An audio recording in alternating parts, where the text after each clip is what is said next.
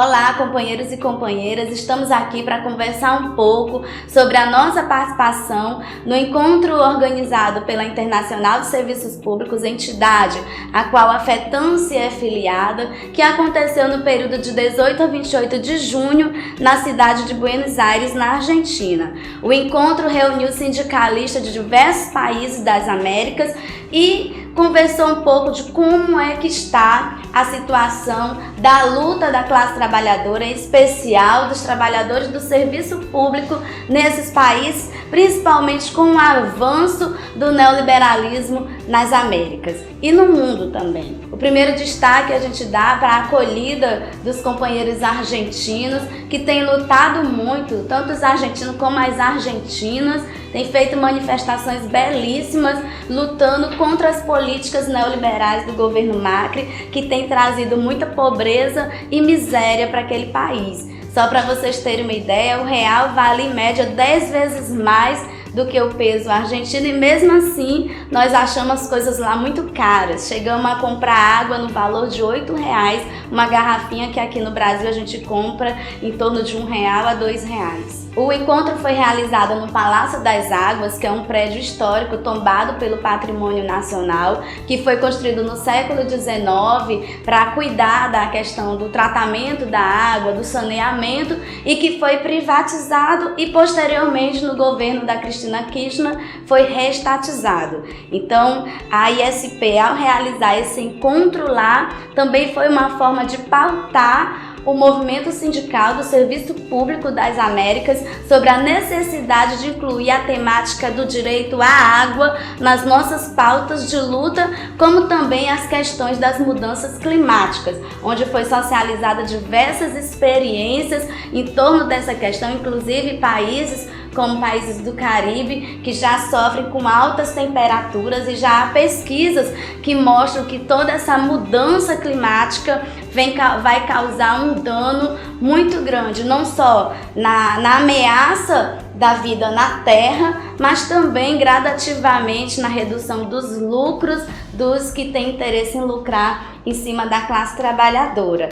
Aqui no Brasil nós estamos vivendo um momento de desmonte do Ministério do Meio Ambiente, onde os recursos para essa temática foram reduzidos em 95% e o governo não tem nenhuma política nacional para a prevenção dos grandes desastres ambientais, onde nós temos aí Minas Gerais que sofre com as tragédias de Mariana e de Brumadinho, e ainda a ameaça de 700 barragens, que tem em todo o estado, as enchentes que nós enfrentamos em todo o Brasil, que todos os anos desabrigam inúmeras pessoas, que inclusive há vítimas fatais dessas tragédias ambientais, o norte que sofre com a seca, no nosso caso aqui do Nordeste, onde a convivência com o semiárido é um desafio, e nós temos o caso, por exemplo, do açude Castanhão, onde a água é vigiada,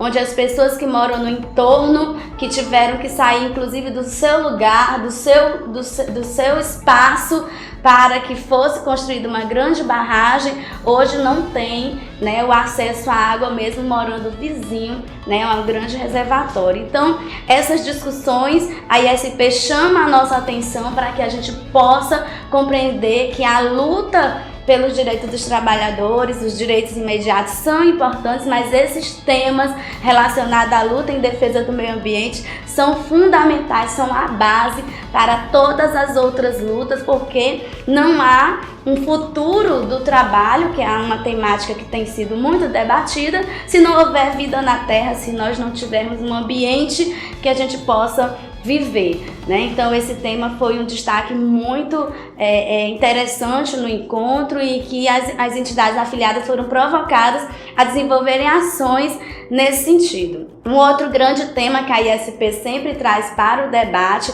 que introduziu a partir do encontro do México em 2015, que é a discussão pela luta pela justiça fiscal, que é uma reforma tributária justa, onde os ricos, os mais ricos, possam ser taxados taxados porque hoje o sistema tributário, não só o brasileiro, mas no mundo, está a serviço dos mais ricos. Apenas os mais pobres é que são taxados, né? Os impostos estão concentrados nos produtos que os mais pobres consomem, como por exemplo, só para vocês terem ideia, jatinho, lanchas, são objetos que não são taxados, né? E nós compreendemos que com a não taxação das grandes fortunas, com o fato de não haver impostos sobre herança e dividendos, sobre os lucros, esses recursos fazem falta no serviço público. E para que a gente possa ter serviços públicos de qualidade, mais recursos para investir na educação, na saúde, nas áreas sociais,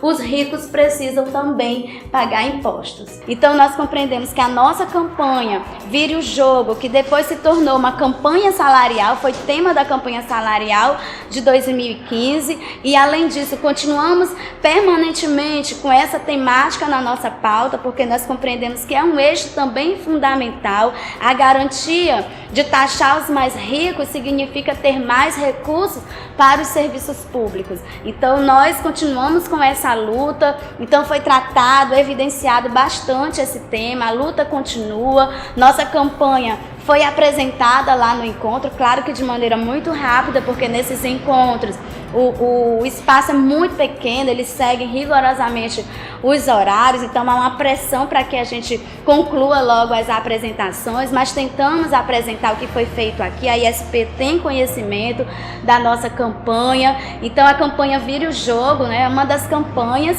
que nós apresentamos, proposta da federação, e que a nossa ideia é que a gente continue essa luta e o grande desafio, popularizar esse tema para que todos os trabalhadores compreendam que a injustiça tributária tira serviços públicos, né? E isso favorece os mais ricos, e os pobres é que continuam pagando a conta desse sistema altamente injusto. Nos serviços públicos houve muito debate no que trata da garantia desse direito como um direito da sociedade, para que os serviços públicos continuem públicos. Há uma onda de privatização no mundo, né? E nós, enquanto Brasil, conseguimos enfatizar bastante como é que está a situação hoje dos serviços públicos no Brasil, onde nós já sofremos com os cortes na educação superior, na educação básica, a saúde que vem sendo penalizada cada vez mais, né? A intenção do governo de criar um plano popular de saúde, os serviços públicos que tendem a serem reduzidos para que avance a questão da privatização, da terceirização, e tudo isso é visto por todo o movimento sindical das Américas e do mundo também com muita preocupação, em virtude do tamanho do Brasil. O Brasil é um país muito importante e tudo que acontece aqui, a implementação da reforma trabalhista, a emenda constitucional 95 que congela os investimentos públicos por 20 anos, o congelamento do salário dos servidores, a falta de política de valorização do salário mínimo, o empobrecimento dos brasileiros, a questão dessa reforma da Previdência que está vindo para tirar o direito à aposentadoria. Então, todas essas questões que estão acontecendo no Brasil, isso é visto com muita preocupação pelos sindicalistas dos outros países, porque isso pode chegar em seus países de uma maneira mais intensa, porque se no Brasil as coisas estão indo dessa forma, por que o governo americano investe tanto no Brasil, investiu para ganhar o poder central, né? E por quê? Porque isso vai repercutir no seu avanço na estratégia de dominação de todos os países, né? Principalmente aqui da América Latina, onde os Estados Unidos sempre teve muito essa relação de querer explorar, né? Explorar cada vez mais os trabalhadores das Américas. Então nós acreditamos que a delegação brasileira conseguiu nesse evento mostrar para os demais sindicalistas como é que está a situação do Brasil. O governo Bolsonaro foi bastante criticado por sindicalistas de outros países que desde do primeiro contato, sempre foram muito solidários à delegação brasileira, inclusive os sindicalistas dos Estados Unidos, né, que têm sofrido com a política de Donald Trump. Então nós compreendemos que nós não temos outra alternativa a não ser essa unidade da classe trabalhadora. Os serviços públicos são alvos de ataques no mundo inteiro, porque eles compreendem que o futuro do trabalho, o avanço das tecnologias, nesse contexto não cabe ser serviço público. Eles querem que seja num contexto de privatizações, de terceirizações, porque aí serão com trabalhadores com menos direitos, com trabalhadores mais precarizados e com isso aumentando a lucratividade das grandes corporações, que também foi um outro debate, porque todos esses conflitos que nós estamos vivenciando no Brasil e em diversos países têm o interesse das grandes corporações que estão em todos os lugares disputando o poder, tentando ter suas bancadas no parlamento, buscando ter o poder central, e isso afeta a nossa vida diretamente. Vejamos a mudança no rumo da política econômica do Brasil, né? Já são mais de 13 milhões de desempregados, um país que até outro dia diziam que a solução para a crise do Brasil era a saída da Dilma. A Dilma foi impeachmentada, mesmo sem provas, sem crime, né? Foi impeachmentada e o desemprego só aumenta. O Nordeste é a região do Brasil que mais tem sofrido com a falta de uma política de geração de emprego e renda e isso afeta o nosso dia a dia. A gente já vai ao supermercado e verifica que o custo de vida aumentou, porque o preço dos alimentos estão mais caros, né? Nós estamos percebendo o nosso empobrecimento e essa onda precisa de uma reação da classe trabalhadora e uma reação em cadeia. E para enfrentar todos esses desafios, nós precisamos estar cada vez mais organizados, precisamos discutir qual é o sindicato necessário para enfrentar essas questões todas que estão colocadas. Aqui no caso do Brasil, há uma avaliação de que nós precisamos repensar o modelo de organização dos sindicatos brasileiros. No pouco tempo que o Bolsonaro tem de governo, nós já temos aí diversos sindicatos que já fecharam, que já reduziram drasticamente a sua estrutura em virtude de inúmeras práticas antissindicais que foram desencadeadas a partir da eleição do governo Bolsonaro. Então, nós compreendemos que a defesa da democracia também é fundamental para que as lutas ocorram. Então é a base para que tenhamos luta, para que tenhamos direito, precisamos estar no regime democrático. Então a defesa da democracia é um pilar fundamental para que exista sindicato, para que exista direitos, para que exista negociação coletiva. Só para vocês terem uma ideia, na Guatemala, 2 sindicalistas passaram 12 dias presos por ordem do governo daquele país, porque conseguiram uma negociação coletiva, né? Na Venezuela, o problema é muito grave, porque vocês sabem, quando há uma crise, lá está havendo um avanço do governo americano sobre aquele país, com interesse no petróleo, e os mais pobres são os que sentem mais essas dificuldades. Tivemos delegados que participaram do Congresso, vindos da Venezuela, que passaram por inúmeras dificuldades para tentar sair do seu país e ir participar do Congresso, né? Então, nós compreendemos que é um momento de nós pautarmos também a questão dos venezuelanos que estão vindo para o Brasil, né, e em busca de trabalho, em busca de tocar suas vidas, de sair daquela crise, como também o caso das imigrações, né, as imigrações que estão aí no mundo inteiro fazendo vítima. É uma população que sofre em seus países, mas que querem ter o direito de viver, querem ter o direito de criar seus filhos,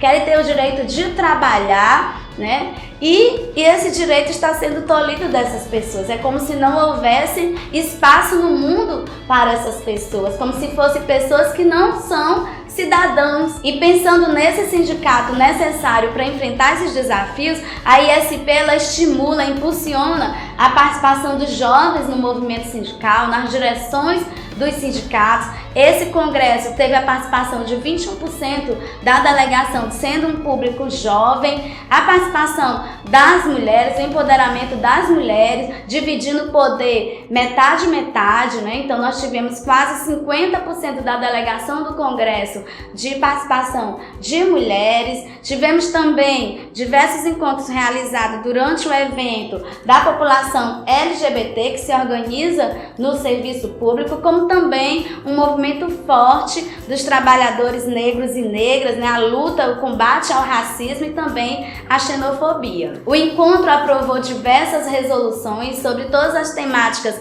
debatidas e também resoluções de emergências em virtude das crises que ocorreram durante o Congresso em diversos países. Nós também conseguimos a aprovação de uma missão para o Brasil, onde será organizada uma caravana, uma espécie de uma caravana de representação de lideranças de vários países para vir ao Brasil para uma atividade em Brasília, onde possamos dar uma repercussão mundial com mais intensidade e também buscarmos mecanismos internacionais de punição, de retaliação a essa prática do governo brasileiro que tira direito dos trabalhadores, que faz práticas antissindicais, que isso não é normal, que é uma fragilidade na nossa democracia. Então a solidariedade internacional do Movimento Sindical das Américas, né, vai organizar e viabilizar essa ação aqui no nosso país para que a gente possa,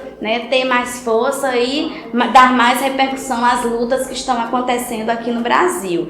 E para finalizar, também foi muito importante os espaços de poder que a delegação brasileira pôde ocupar. Saímos do encontro com a presidência da CONTRAN, a companheira Vilani, que é professora na cidade de Maracanaú, que é presidenta da Confederação dos Servidores Municipais do Brasil, foi eleita presidenta da CONTRAN, que é a confederação que reúne os sindicatos de servidores de todas as Américas, né? Então, um cargo muito importante, que não só está sendo ocupada por uma brasileira, mas também por uma cearense, uma servidora municipal aqui do nosso estado. Além da companheira Vilani, mais 5 outros servidores municipais do Brasil também estão participando dessa organização, da CONTRAN, como também a companheira Luba de São Paulo, do Sindicep São Paulo, estará no IANREC, que é um outro espaço de decisão do Movimento Sindical dos Servidores das Américas, e ela é a titular, uma jovem liderança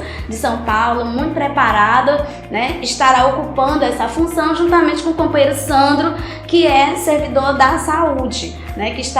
Que é uma vaga de homem e uma vaga de mulher, além de outras 2 companheiras mulheres e outros 2 companheiros homens como suplente desses companheiros que estão na titularidade. Também a companheira Geice, que é servidora municipal de Santa Catarina, lá de Blumenau, também foi eleita representando o segmento da juventude. 2 vagas desse comitê interamericano, né, da IANREC, foi para a juventude, e dessas 2 vagas da juventude, uma vaga é para a companheira Geice, que também é servidora municipal. Nós tivemos a eleição também da companheira Socorro de Crateús, Socorro Pires, que estará coordenando, juntamente com a companheira Junéia de São Paulo, o Comitê de Mulheres da ISP Brasil. Além de outros companheiro Pedro, da FNU, que é a Federação Nacional dos Urbanitários,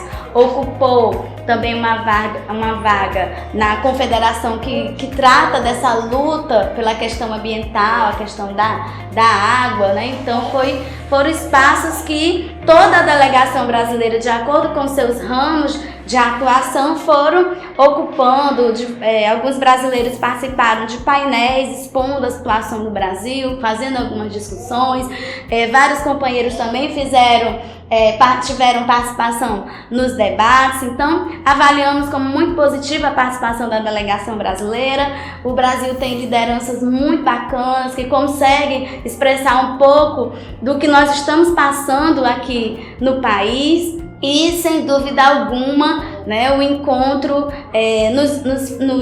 nos traz energia nova, nos traz ânimo novo para a gente continuar essa resistência, para a gente continuar essa luta necessária, que infelizmente não é só no Brasil, diversos países estão sofrendo, alguns países até muito mais que nós, mas nós não podemos recuar, não podemos abrir mão de defender um mundo mais justo, um mundo solidário, um mundo em que caibam todas as pessoas e que todas as pessoas possam ter vida e vida com dignidade, né? Então esse é o sentido da nossa luta, defender uma sociedade onde todas as pessoas possam ser vistas como seres humanos, sujeitos de direitos, né? Sujeitos que têm direito ao meio ambiente, que tem que ter direito a um trabalho decente, a um trabalho digno, que o gênero, a orientação sexual, a cor da pele, a idade não sejam fatores que influenciem, né, na sua condição de trabalho, na sua condição de vida.